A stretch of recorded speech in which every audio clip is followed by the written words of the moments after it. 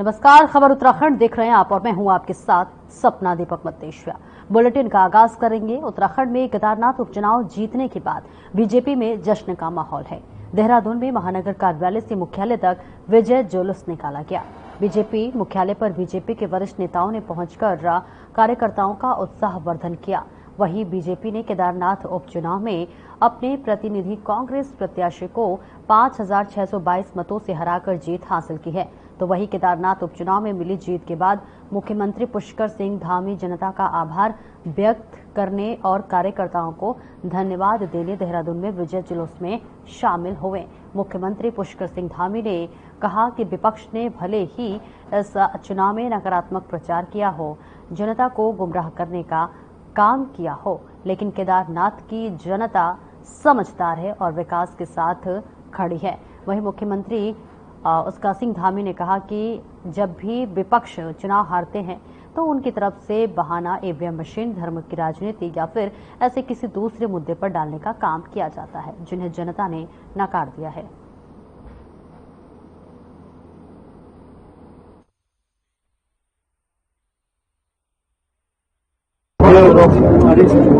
मैं सबसे पहले तो जरा सा शांति कर दूं, शांत हो जाओ। हाँ, मैं सबसे पहले तो बाबा केदार को नमन करता हूं।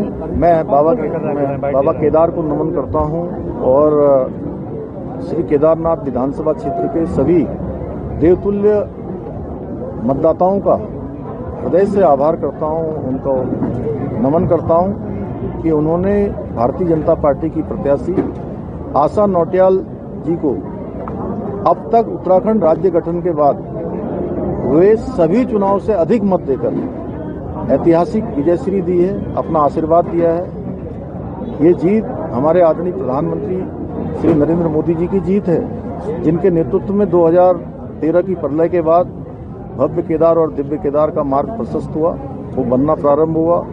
ये जीत विकास की जीत है, ये जीत सनातन की जीत है।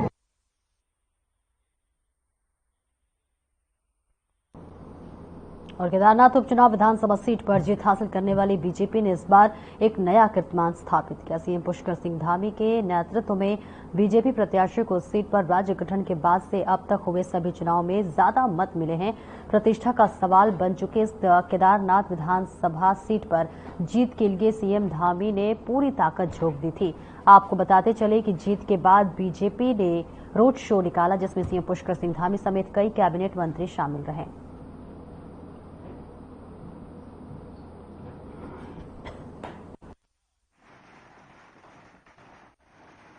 कांग्रेस के पास कुछ बोलने के लिए है क्या? उनके पास कभी कुछ राय ही नहीं बोलने के लिए। जब वो चुनाव में जाते हैं तो आज तक वो कभी ये नहीं बता पाए कि हमने ये काम किया है, लोगों हमने काम किया इसलिए वोट दो। वो कहते हैं बीजेपी ऐसी है, बीजेपी वैसी है, और इसलिए जो है हम बीजेपी की बहुत अच्छी आलोचना कर सकते हैं, इसलिए हम माहिर हैं। केदारनाथ की जनता का बहुत धन्यवाद कर रहा हूँ। अपने कार्यकर्ताओं का मैं प्रणाम कर रहा हूँ और निश्चित रूप से मैं अपनी आशा नौटियाल जी को बहुत बधाई दूंगा। हालांकि मैंने उनको कल एडवांस में बधाई दी थी, माननीय मुख्यमंत्री जी को एडवांस में बधाई दी थी, और माननीय मुख्यमंत्री जी की जो मेहनत है, जो हमारे सरकार के काम है, और उससे बड़ा हमारे माननीय प्रधानमंत्री जी का आशीर्वाद जो हमारे ऊपर सदैव रहता है, और अनेकों बार चाहे केदारपुरी को विकसित करने का काम हो, अनेकों काम हो, आज उत्तराखंड में जो उनका प्यार।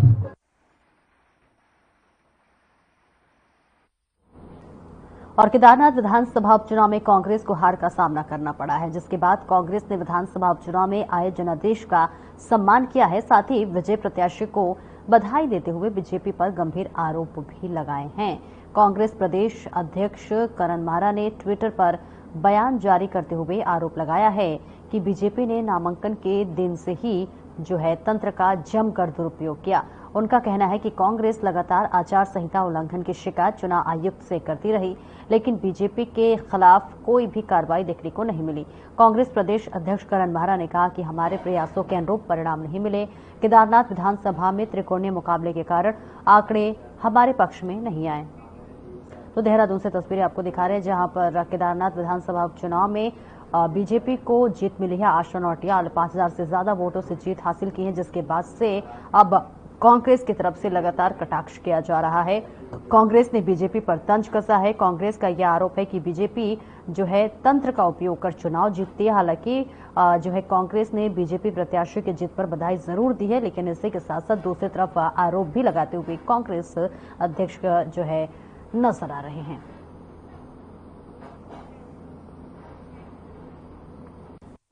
केदारनाथ विधानसभा उपचुनाव में बीजेपी प्रत्याशी आशा नौटियाल को जीत मिली है, तो वहीं कांग्रेस को हार का सामना करना पड़ा है, जिसको लेकर अब कांग्रेस के पूर्व प्रदेश अध्यक्ष गणेश गोदियाल ने प्रतिक्रिया दी है। आपको बताते चले कि गोदियाल ने एक वीडियो जारी कर मुख्यमंत्री पुष्कर सिंह धामी और बीजेपी प्रत्याशी आशा नौटियाल को बधाई दी है। बधाई के साथ ही गोदियाल ने कटाक्ष भी किया है। जी हां, कटाक्ष करते हुए कहा है कि मुख्यमंत्री को बधाई इसलिए क्योंकि ये चुनाव केदारनाथ विधानसभा वर्सेज पुष्कर धामी चुनाव था। उन्होंने कहा कि मुख्य विपक्षी दल होने के साथ साथ विपक्षी इस बात को नहीं संभाल पाए कि जो सरकार की नीतियों के खिलाफ मत थे उन्हें अपने पक्ष में रख सके। गोदियाल ने कहा कि ये एक सीख है कि विपक्ष के वोटों का बिखराव कर भारतीय जनता पार्टी सत्ता में काबिज होती है, उम्मीद करते हैं।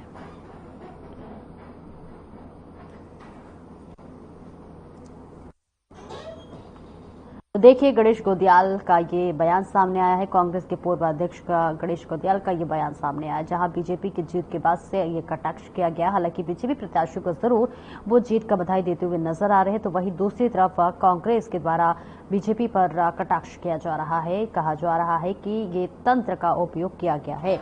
तस्वीरें भी हम आपको दिखा रहे हैं, जहां पर केदारनाथ उपचुनाव में बीजेपी प्रत्याशी आशा नौटियाल की जीत पर कांग्रेस पूर्व अध्यक्ष गणेश गोदियाल ने अपनी प्रतिक्रिया दी है। उन्होंने बधाई के दौरान कटाक्ष करते हुए नजर आए। कहा कि केदारनाथ विधानसभा वर्सेज पुष्कर सिंह धामी का ये चुनाव था। तो देखिए, आपको बता दें कि केदारनाथ में उपचुनाव हुआ था, जिसके बाद से अब लगातार बीजेपी की जीत के बाद कांग्रेस कटाक्ष करती हुई नजर आ रही है।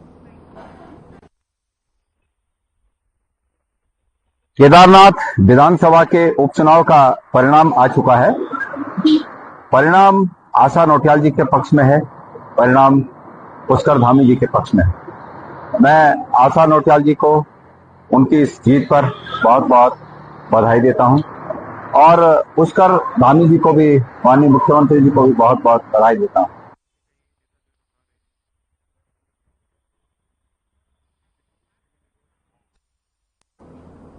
और भारतीय अंतर्राष्ट्रीय फिल्म महोत्सव के फिल्म बाजार में उत्तराखंड पवेलियन आकर्षण का केंद्र बना। उत्तराखंड पवेलियन में कई जाने माने फिल्म जो है निर्माता, निदेशक, लेखक, अभिनेता आदि विभिन्न युवाओं से जुड़े लोगों को आकर नई फिल्म नीति की जानकारी ली। और उत्तराखंड पवेलियन में जाने माने अभिनेता हेमंत पांडे आए। उन्होंने मुख्यमंत्री पुष्कर सिंह धामी के प्रयासों की सराहना की। उन्होंने कहा कि राज्य सरकार द्वारा फिल्म जगत के लिए बेहतरीन फिल्म नीति लागू की गई है, जिसके सकारात्मक परिणाम सामने आएंगे।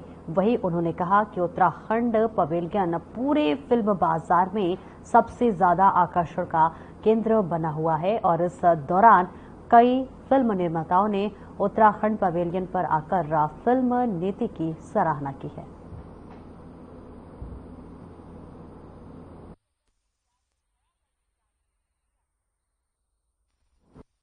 तो देहरादून से तस्वीरें आपको दिखा रहे हैं, जहां अंतर्राष्ट्रीय फिल्म महोत्सव कार्यक्रम का आयोजन किया गया, जहां उत्तराखंड पवेलियन आकर्षण का केंद्र बनता हुआ नजर आया। तमाम यहां पर निर्देशक, लेखक, फिल्म निर्माता नजर आए, जहां राज्य के फिल्म नीति की जो है जमकर तारीफ हुई है।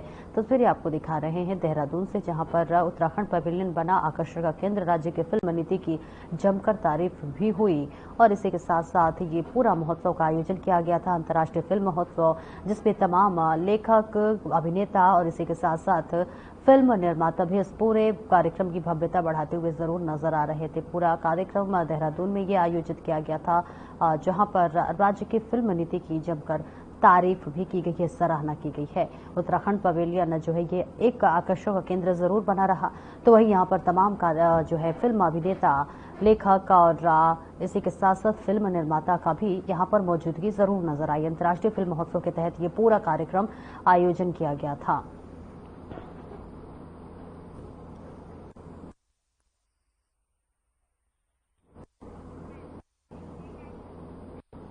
और वक्त हो चला एक छोटे से ब्रेक का, फौरन हाजिर होते हैं।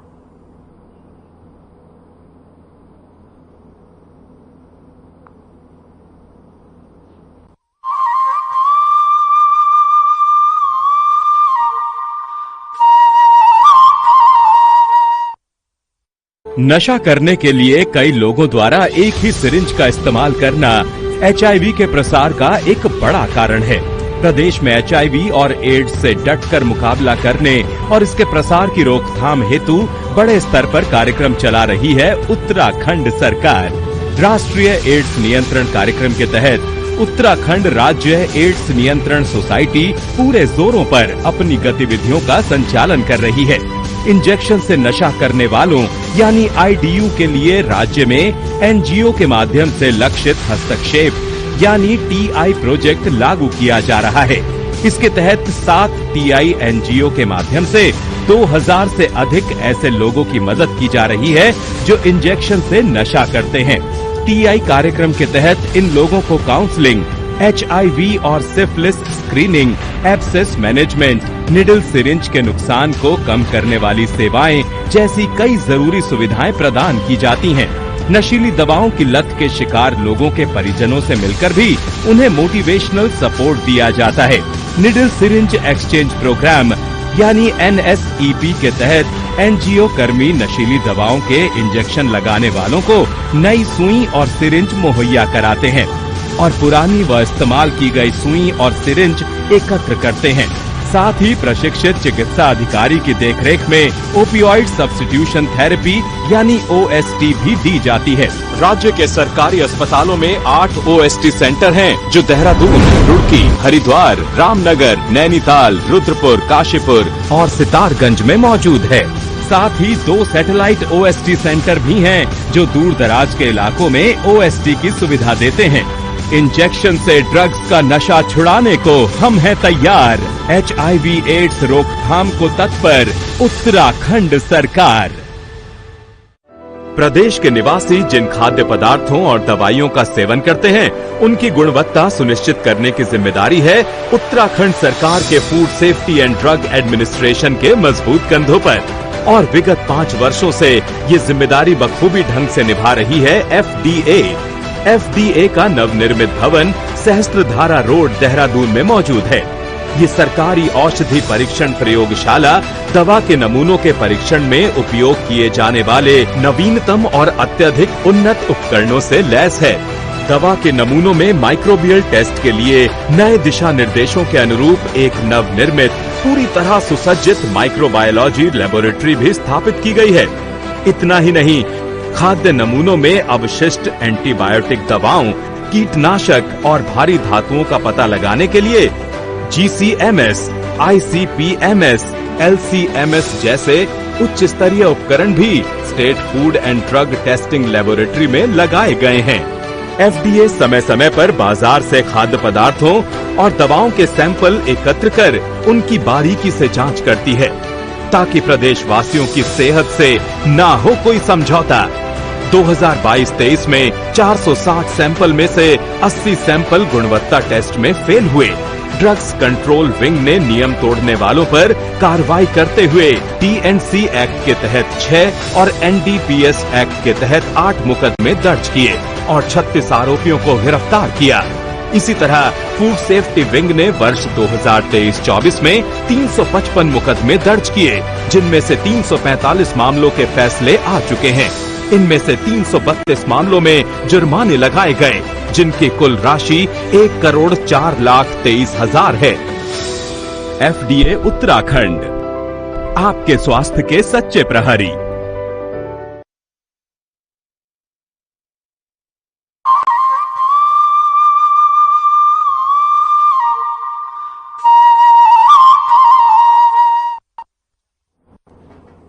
अब ब्रेक के बाद एक बार फिर से स्वागत है आपका। बढ़ते खबरों की ओर। उत्तराखंड में चारधाम यात्रा 2024 सकुशल संपन्न हो गई है, लेकिन अभी से हो रही धामी सरकार चारधाम यात्रा 2025 की तैयारियों में जुट गई है।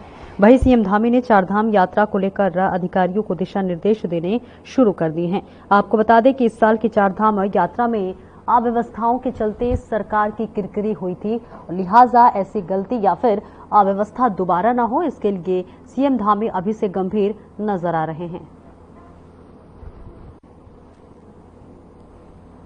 तो तस्वीर आपको दिखा रहे हैं, जहां पर 2025 की यात्रा में सरकार अब पूरी तरह से जुटती हुई नजर आ रही है, जिसके आयोजन के लिए अब सीएम पुष्कर सिंह धामी जो है एकदम सख्ती से सबको निर्देश देते हुए नजर आ रहे हैं। चारधाम यात्रा 2024 संपन्न हो चुका है, जिसके लिए अब चारधाम यात्रा 2024 संपन्न होने के बाद से मुख्यमंत्री पुष्कर सिंह धामी पूरी सजगता के साथ सभी को दिशा निर्देश देते हुए नजर आ रहे हैं। अब व्यवस्थाओं पर सीएम धामी अब जो है सख्त नजर आ रहे हैं। इसी के साथ साथ आपको ये बताते चले कि 2025 की यात्रा में अब सरकार जुटी हुई। 2024 की जो यात्रा थी वो खत्म हो चुकी है। अब 2025 की यात्रा के लिए तमाम व्यवस्थाएं सही हो, इसके लिए लगातार पुष्कर सिंह धामी तमाम उच्च अधिकारियों को निर्देश देते हुए नजर आ रहे हैं, ताकि किसी भी तरह की कोई भी कोताही न बरती जाए, जिसके लिए सुरक्षा कर्मियों को भी और इसी के साथ साथ तमाम प्रशासनिक अधिकारियों को भी दिशा निर्देश देते हुए मुख्यमंत्री की तरफ से निर्देश जारी किया गया है।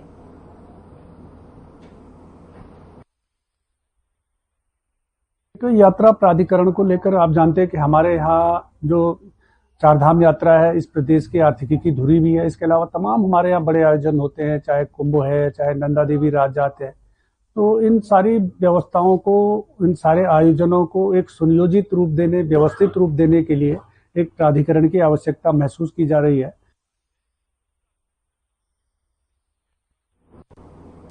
हरिद्वार जिलाधिकारी कमलेंद्र सिंह ने नारसन विकासखंड कार्यालय का औचक निरीक्षण किया। जिलाधिकारी के औचक निरीक्षण के बाद कर्मचारियों में हड़कंप मच गया। निरीक्षण के दौरान कर्मचारियों की उपस्थिति तथा सफाई व्यवस्थाओं का जायजा लेने के साथ ही विकासखंड स्तर पर चल रही योजनाओं की डीएम ने विस्तार से जानकारी ली है। आपको बता दें कि उन्होंने प्रधानमंत्री आवास योजना ग्रामीण की समीक्षा के दौरान निर्देश दिए हैं कि अधूरे निर्माणाधीन कार्यों को शीघ्रता से पूर्ण किए जाए। वहीं विकासखंड के निरीक्षण के बाद डीएम मंगलौर नगर पालिका परिषद में भी औचक निरीक्षण करने के लिए पहुंच रहे हैं।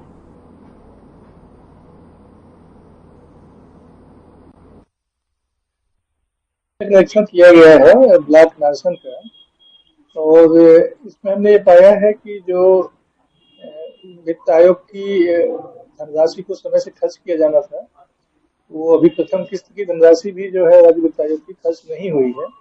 यहाँ तक कि उसके टेंडर भी निकले नहीं है, तो ये अच्छी बात नहीं है। मैंने इनको निर्देशित किया है कि अतिशीघ्र जो है इसके टेंडर निकाल करके कार्य पूर्ण किए जाएं, क्योंकि इस वर्ष में 8 माह समाप्त हो चुका है, 4 महीने बचे हुए हैं। इसी वित्तीय वर्ष में धनराशि को समाप्त करना है। और रुकेंगे एक छोटे से ब्रेक के लिए, जल्द लौटते हैं।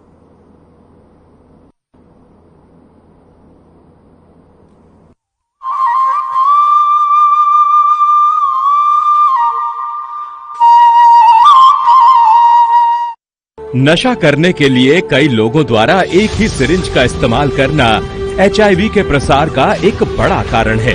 प्रदेश में एचआईवी और एड्स से डटकर मुकाबला करने और इसके प्रसार की रोकथाम हेतु बड़े स्तर पर कार्यक्रम चला रही है उत्तराखंड सरकार। राष्ट्रीय एड्स नियंत्रण कार्यक्रम के तहत उत्तराखंड राज्य एड्स नियंत्रण सोसाइटी पूरे जोरों पर अपनी गतिविधियों का संचालन कर रही है। इंजेक्शन से नशा करने वालों यानी आईडीयू के लिए राज्य में एनजीओ के माध्यम से लक्षित हस्तक्षेप यानी टीआई प्रोजेक्ट लागू किया जा रहा है। इसके तहत 7 टीआई एनजीओ के माध्यम से 2000 से अधिक ऐसे लोगों की मदद की जा रही है जो इंजेक्शन से नशा करते हैं। टीआई कार्यक्रम के तहत इन लोगों को काउंसलिंग, एचआईवी और syphilis screening, abscess management, needle syringe के नुकसान को कम करने वाली सेवाएं जैसी कई जरूरी सुविधाएं प्रदान की जाती हैं। नशीली दवाओं की लत के शिकार लोगों के परिजनों से मिलकर भी उन्हें मोटिवेशनल सपोर्ट दिया जाता है। निडल सिरिंज एक्सचेंज प्रोग्राम यानी NSEP के तहत एनजीओ कर्मी नशीली दवाओं के इंजेक्शन लगाने वालों को नई सुई और सिरिंज मुहैया कराते हैं और पुरानी व इस्तेमाल की गई सुई और सिरिंज एकत्र करते हैं। साथ ही प्रशिक्षित चिकित्सा अधिकारी की देखरेख में ओपियोइड सब्स्टिट्यूशन थेरेपी यानी OST भी दी जाती है। राज्य के सरकारी अस्पतालों में 8 OST सेंटर हैं, जो देहरादून, रुड़की, हरिद्वार, रामनगर, नैनीताल, रुद्रपुर, काशीपुर और सितारगंज में मौजूद है। साथ ही 2 सैटेलाइट OST सेंटर भी हैं, जो दूर दराज के इलाकों में OST की सुविधा देते हैं। इंजेक्शन से ड्रग्स का नशा छुड़ाने को हम हैं तैयार। HIV एड्स रोकथाम को तत्पर उत्तराखंड सरकार। प्रदेश के निवासी जिन खाद्य पदार्थों और दवाइयों का सेवन करते हैं, उनकी गुणवत्ता सुनिश्चित करने की जिम्मेदारी है उत्तराखंड सरकार के food safety and drug administration के मजबूत कंधों पर। और विगत 5 वर्षों से ये जिम्मेदारी बखूबी ढंग से निभा रही है FDA। FDA का नवनिर्मित भवन सहस्त्रधारा रोड, देहरादून में मौजूद है। ये सरकारी औषधि परीक्षण प्रयोगशाला दवा के नमूनों के परीक्षण में उपयोग किए जाने वाले नवीनतम और अत्यधिक उन्नत उपकरणों से लैस है। दवा के नमूनों में माइक्रोबियल टेस्ट के लिए नए दिशा निर्देशों के अनुरूप एक नवनिर्मित, पूरी तरह सुसज्जित माइक्रोबायोलॉजी लेबोरेटरी भी स्थापित की गई है। इतना ही नहीं, खाद्य नमूनों में अवशिष्ट एंटीबायोटिक दवाओं, कीटनाशक और भारी धातुओं का पता लगाने के लिए GCMS, ICP-MS, LC-MS जैसे उच्च स्तरीय उपकरण भी state food and drug testing laboratory में लगाए गए हैं। FDA समय समय पर बाजार से खाद्य पदार्थों और दवाओं के सैंपल एकत्र कर उनकी बारीकी से जांच करती है, ताकि प्रदेशवासियों की सेहत से ना हो कोई समझौता। 2022-23 में 460 सैंपल में से 80 सैंपल गुणवत्ता टेस्ट में फेल हुए। ड्रग्स कंट्रोल विंग ने नियम तोड़ने वालों पर कार्रवाई करते हुए TNC एक्ट के तहत 6 और NDPS एक्ट के तहत 8 मुकदमे दर्ज किए और 36 आरोपियों को गिरफ्तार किया। इसी तरह फूड सेफ्टी विंग ने वर्ष 2023-24 में 355 मुकदमे दर्ज किए, जिनमें से 345 मामलों के फैसले आ चुके हैं। इनमें से 332 मामलों में जुर्माने लगाए गए, जिनकी कुल राशि 1,04,23,000 है। FDA उत्तराखंड, आपके स्वास्थ्य के सच्चे प्रहरी।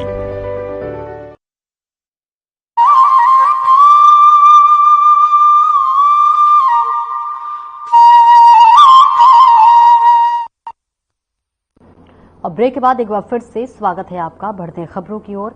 बिना चिकित्सकों के चल रहे अस्पतालों में स्वास्थ्य विभाग लगातार छापेमारी कर रहा है। स्वास्थ्य विभाग की टीम ने मंगलौर क्षेत्र के कई अस्पतालों में छापेमारी करते हुए कार्रवाई की है। स्वास्थ्य विभाग की इस कार्रवाई के दौरान निजी अस्पताल संचालकों में हड़कंप मच गया। छापेमारी के दौरान कई अस्पताल के संचालक अस्पताल से गायब मिले तो अस्पतालों के गेट पर ताला लटका मिला। दरअसल देहात क्षेत्रों में कई अस्पतालों को लेकर सवाल उठते रहे। इसी के चलते ACMO डॉक्टर अनिल ने बताया कि मंगलौर के क्षेत्र में अस्पतालों का निरीक्षण करने पहुंच गए और इसी के साथ साथ कई बार चेतावनी के बाद भी कई अस्पताल बिना MBBS चिकित्सकों के अस्पताल संचालित कर लोगों की जिंदगी के साथ खिलवाड़ कर रहे हैं और ऐसे अस्पतालों के खिलाफ स्वास्थ्य विभाग लगातार कार्रवाई कर रहे हैं। CM साहब के निर्देशन में जिले में आकस्मिक हमारे निरीक्षण चलते रहते हैं और अभी सबसे पहले हमने धनौरी में एक JP अस्पताल को चेक किया, वहाँ डॉक्टर नहीं था, उस पर हम लोग नोटिस दे रहे, कार्रवाई करेंगे 50,000 की। उसके बाद फिर हमने मंगलौर में चेक किया, मंगलौर में बेबी क्लिनिक था, वो बच्चों के नाम से था, डिवाइन भी उसने नाम रखा था, वो बंद कर दिया गया था। उसमें उसने दूसरे डॉक्टर के पेपर लगाए थे, फर्जी किया था, तो उसको वो बंद पाया गया। एक ग्रीन हॉस्पिटल चेक किया, वहाँ पे डॉक्टर अवेलेबल थे, नॉर्मल पाया गया। उसके बाद फिर हमने लंढौरा में और चेक किया, एक नया अस्पताल बन रहा था।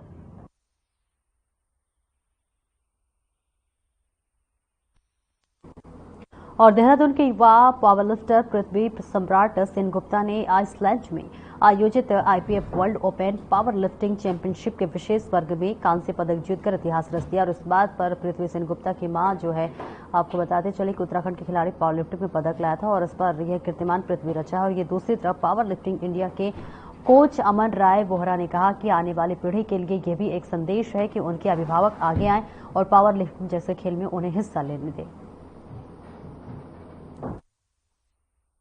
मैं बहुत लकी मानता हूं कि हमारे प्रदेश के लिए, देश के लिए मैं ब्रॉन्ज दिलवा पाया हूं इस और अपने स्टूडेंट से। और ये मैं इसको इस रूप से भी देखता हूं कि आने वाले जो भी हमारी पीढ़ी है और जो भी सीनियर्स हैं और या जूनियर्स हैं वो देखें, और चाहे वो स्पेशल बच्चे के पेरेंट्स ही हों कि वो देखें कि अगर इस प्रकार का कोई बच्चा इंटरनेशनल नेशनल पे जाके एक देश का नाम रोशन कर रहा है तो वो भी आगे आए और अपने बच्चों को पावर लिफ्टिंग की या अन्य गेम की तरफ प्रमोट करें। मेरे लिए ये बहुत गर्व वाली बात है कि मेरे बेटे ने ब्रॉन्ज जीता। और जहाँ तक मुझे पता है कि पिछले जो लास्ट मेडल वर्ल्ड चैंपियनशिप को लेके स्टेट में आया था वो था 2009 में, और उसके बाद जो सेकंड आया है वो पृथ्वी ने लाया है, तो I am very very happy about it.